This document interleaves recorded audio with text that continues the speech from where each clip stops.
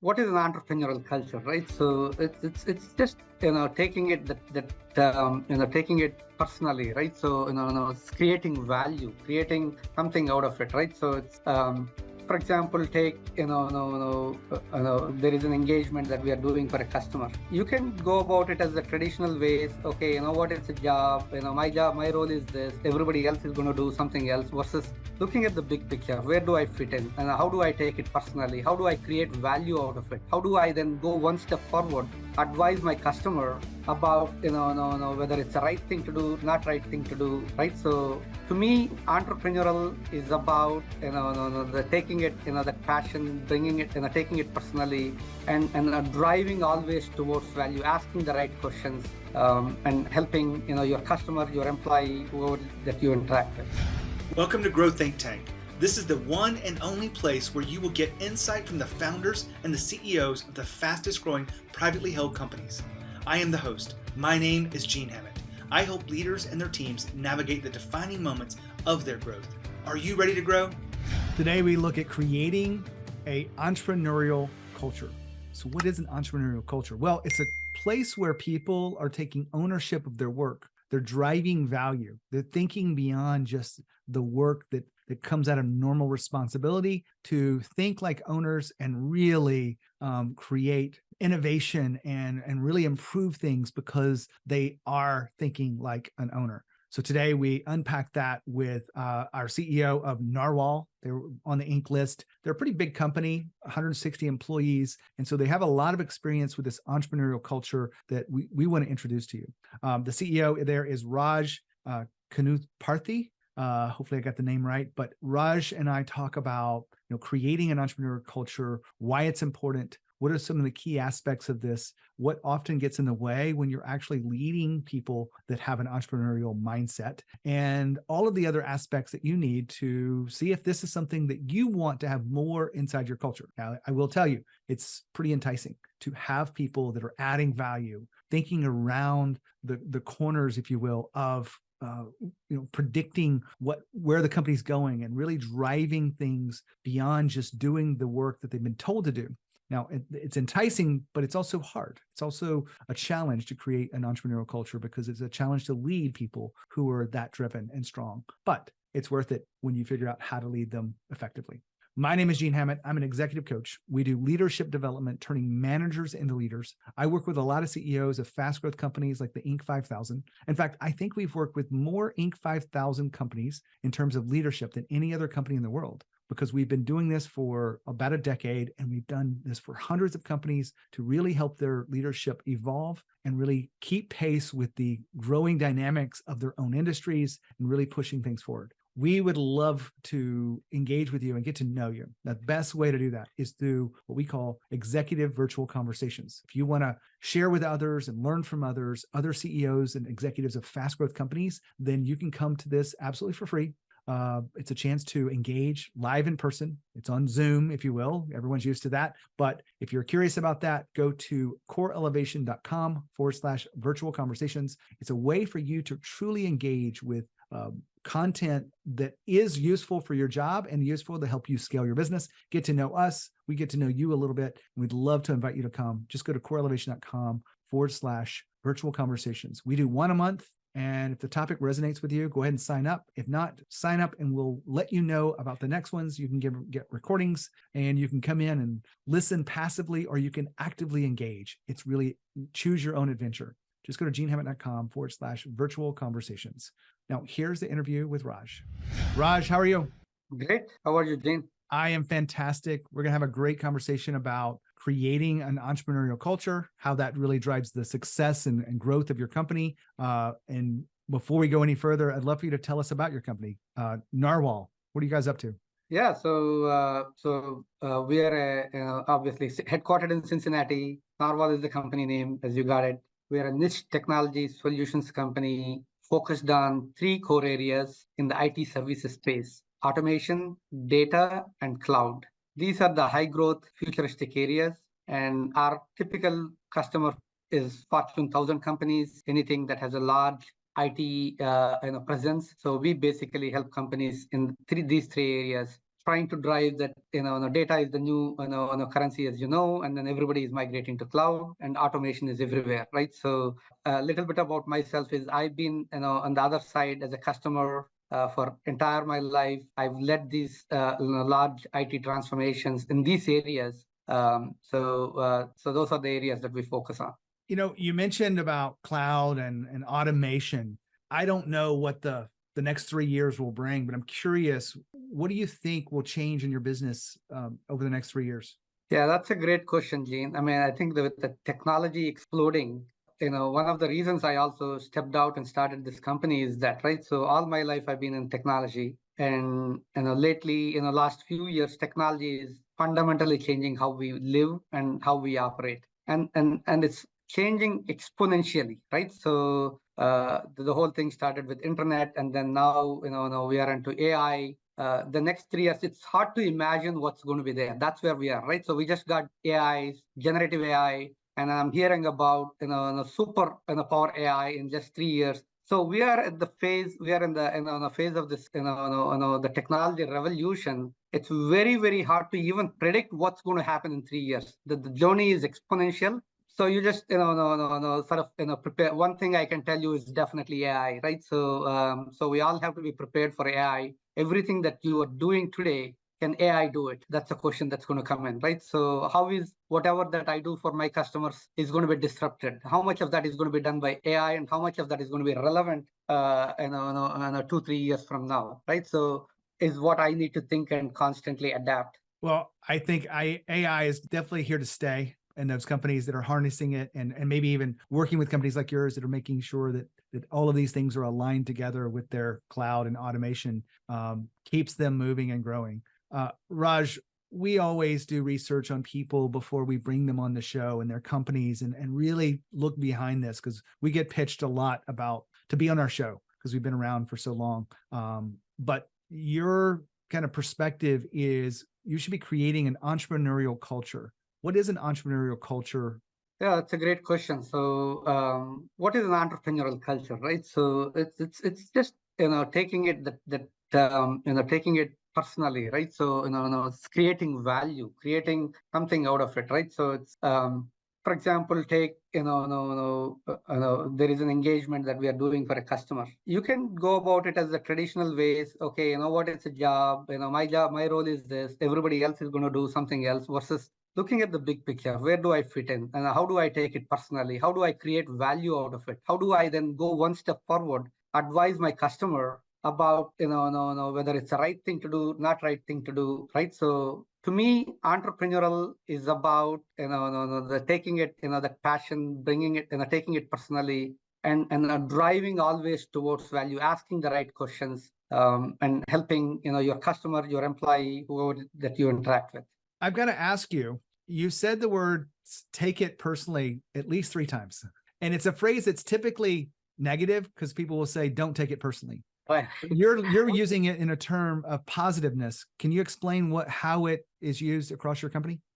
So yeah, that's a great way, right? So I think you asked it, so taking it personally in the sense owning it. I think that's probably the better way, right? So you own it, and it's personal to you, and it's your identity in a way, right? So whatever that you are doing, sort of, how do I say that, right? So one is the ownership. I think it's your identity, and you want to get it done right. And you will be creative at that point. You will go talk to people. You will go research. You will not just stop at the knowledge that you have, the capabilities that you have. You will go 5 steps forward, trying to solve it the way you have never solved it, because your identity depends on it. You owned it, and you want to create something that you have probably never created, right? So is where I'm going. Now, Raj has been talking about own it. And he also said the words that really reminded me of what really is the behind all this. It's identity. When people have an identity of adding value or solving problems or being a fire preventer versus a firefighter, this identity becomes who they are, and they will bend over backwards. They will run through walls for you. And because it's tied to who they are as a person, their personality traits. And so when you are able to tap into that and give them the opportunity to stretch their legs and really own the projects in front of them, or own the KPIs or the goals in front of their teams and the business, they really do accept a level of ownership around this that goes beyond responsibility. And that is the key. And just one of the benefits of having this entrepreneurial culture and having an entrepreneurial mindset. Back to Raj. I know not everyone's listening to us on video, but I can tell by the smile on your face that when people are taking it personally and they are owning it and they are driving things forward, that makes you and probably your executive teams very happy. No, absolutely. I mean, that's exactly what we all want, right? So we want our people to sort of take it, own it and drive it and act like it's their own company and their own baby, and that's when the power comes up. You don't know much about my background. I'm a professional speaker. I've been doing this for probably about 8 years. And my number one topic is inspire the feeling of ownership. Really is about what you've been describing is, the identity, the taking challenges on personally and really addressing those, adding value in new ways. Where did you get this from? Because I know where I got it from, but where did you get this concept of owning it?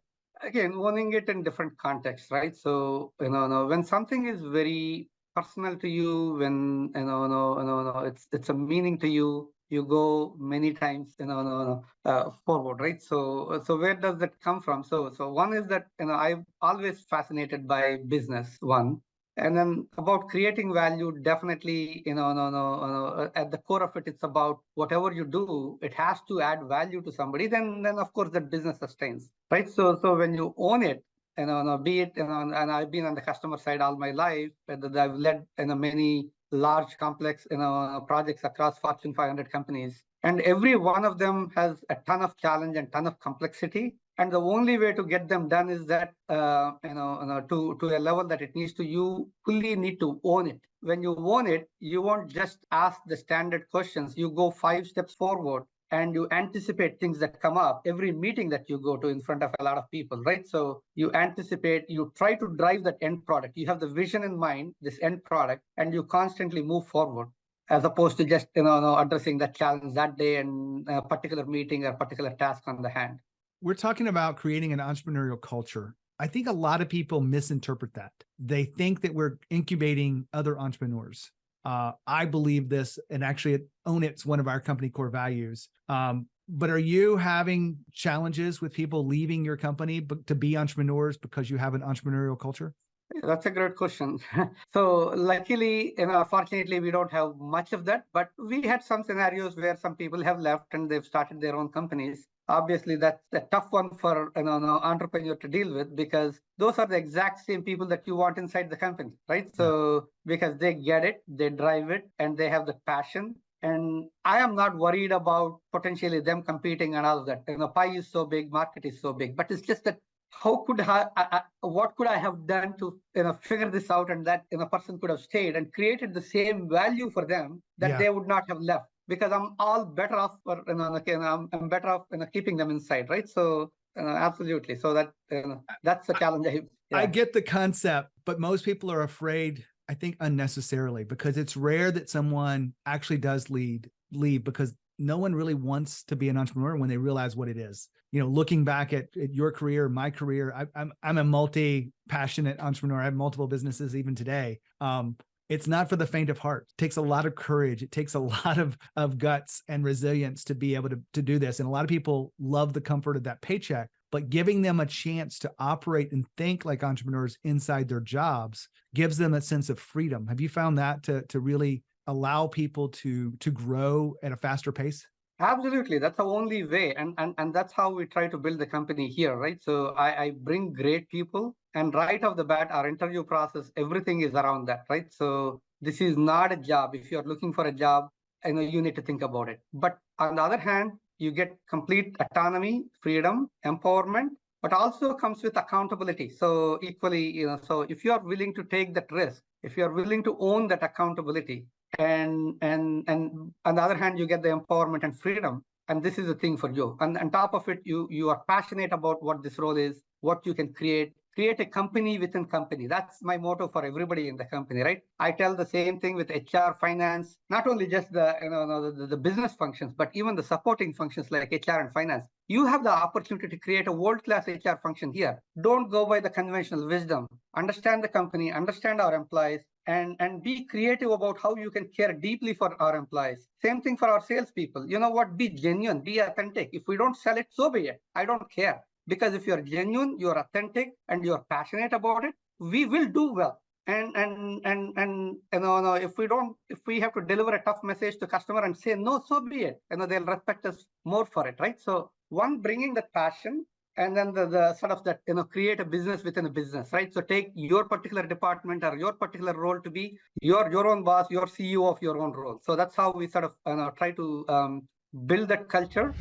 He's been talking about creating a business within the business. To me, what that means is you're encouraging people to take their team, maybe it's sales, and operate it and make decisions like it's their own business, and really create world-class processes and systems and metrics and all of the accountability and everything that you need so that it is world-class, and that you're able to do that collaborating with the other teams around you and really working together as a team. But you're willing to do something so powerful. And it makes a lot of sense when you're like trying to develop a product or something like that. You want someone to make a product that's so good and really solves a problem and adds value that it could be spun off into its own business. Doesn't have to be, but it could be. That's the point. Back to Raj. I love the way you frame that in for us, because creating a business within our business is rewarding in a big way, because a lot of people today are not just about the money that we offer them. It's about the opportunity to create something. And you guys are offering that with this entrepreneurial culture. Raj, I know there's some challenges that come along with leading people who are entrepreneurial thinking. What are some of the challenges you face on a regular basis? Yeah, that's another great question. So you're right. So I'm thinking of challenges, right? So typically, when you have a highly entrepreneurial leader in your team, what challenges do we face, right? So one, on the positive side, you have a lot to lot to gain from that particular person, right? So they're entrepreneurial, they understand, they drive it, they own it, and that sort of that passion and everything comes, and that's exactly what you want. What are the typical challenges that you see? So in my experience, of course, you take any two people in the world, they're different. They're not exactly alike, right? So sometimes, the entrepreneurial dive, it comes with its own sort of things to deal with, right? So when there is certain disagreements, you have to sort of somehow come to an agreement. Otherwise, the person is very driven about those. Second thing, they can be sometimes very aggressive with the rest of the organization, because they're driven, they're entrepreneurial, but some part of the organization may not come along. So you have to see what are the effects there as well. And sometimes another thing I can see that is sometimes the organization itself is not ready, and they will go in some ways they get frustrated because I'm driving here, you're not coming along. But like you said, building a business is not an easy thing, right? So it's a challenge, So it's easy to blame on the rest of the system. It is easy to blame on, point out all the problems in the world. But when you're truly entrepreneur at the sort of a larger scale and own the entire company, you also have to own the entire thing. Typically, as the head of sales or maybe head of the delivery, who's entrepreneurial, who are only entrepreneurial for that business unit. And they want to do great things, and they're trying to do great things, but the rest of the system is not operating at their level. It creates a lot of tension between them and the rest of the units. That's one thing to look out and not have the damaging effects and sort of control those, right? So do some damage control as much as possible. But fundamentally, take all the positive things from the entrepreneurial people, understand what are the sort of the side effects, or the effects and the negative side, and try to work with the person, try to work with the company, right? So the rest of the company also has to understand and let go, give a benefit of doubt, and take the best and sort of, let go certain things. Raj, you strike me as a man who believes in evolving as a leader. What's the most recent, evolution of your own leadership style? Thank you. So So I've come from a corporate. I've worked for large Fortune, 500 companies, led large teams, led, large budgets and everything, right? So when I started, I bootstrapped this company with zero, right? So, me being the only resource and putting my own money and being extremely cautious in the beginning because, whatever the money you generate, you have to fund the growth and you have to keep pumping the money as it scales, right? So I've been, but as now we are growing, we are, over 160 people, and we have a goal of, going to 1,500 people in the next 4 or 5 years, tenfold growth. So at every step, I need to sort of re-evolve, right? So I could have been very, in every detail and perfecting every little thing, but now I'm letting my leaders do it, right? So sometimes in the beginning, when it's in a bootstrapped company, it can be difficult for you because not everybody spends the way you do, right? Yeah. I could be extremely cautious, but another leader comes from a large Fortune 500 company, their approach to it is very different. So you have to sort of, set certain boundaries and you have to let go. You have to let them do what they are good at. And at the same time, what, sort of drives anxiety for you, you have to resolve it in certain fashion. And at every point, you have to scale, right? So, when you come from 0 to 10, you have to find some leadership and you have to, focus on the next picture. When 10 becomes 50, it's a completely different leadership. 50 to 100 is a different leadership. Now we are at about 160 and trying to go to, 250 as the immediate next journey. It's a different leadership. We have good leadership at the next level. And as we get to, another 200 people, then it's a completely different leadership, right? So you have to trust people. You have to bring the great leaders and you have to trust people and you have to sort of let go on a lot of detail. But where some things are important and you have to control the journey, it's okay to come in and have, right discussions, right? So ultimately, I'd say, I think, being able to work with other leaders, being able to work with better people that are way better than you, right? So that's another thing. Well, I'm glad you ended it with that because yes, leadership changes as you grow. You're a great example of that. And it will continue to change. This is the nature of this. And you will be required to evolve through that. And those listening in will need to evolve their own leadership styles and skills as they grow and scale their companies. So Raj, thank you for being here and sharing your insights. Thank you very much, Gene. Thank you for having me. Wow. I love this interview with Raj. One of the things that really struck me was just talking about this entrepreneurial spirit and this mindset that is necessary to excel at the job. Now, hopefully you embrace that and you really do want people to think for themselves and be empowered and make decisions and innovate and fix their own problems and all those things. Of course, I know you want that, but it takes you being a great leader. If you want to attract people like this, you've got to be an impeccable leader, and I want to help you get there. If you are curious about how we work with executive coaching or leadership development, reach out to us. We can get to know each other through a credibility briefing. Just send me an email at gene@genehammett.com. Happy to schedule something like that. We're not going to pitch you, I promise you, but we will explore how we serve and connect with you in case you need us down the road. Maybe you don't need us right now, but you're curious about these things and what are the options, how we serve, what that means. Just go to genehammett.com. and schedule your call today. As always, lead with courage. We'll see you next time.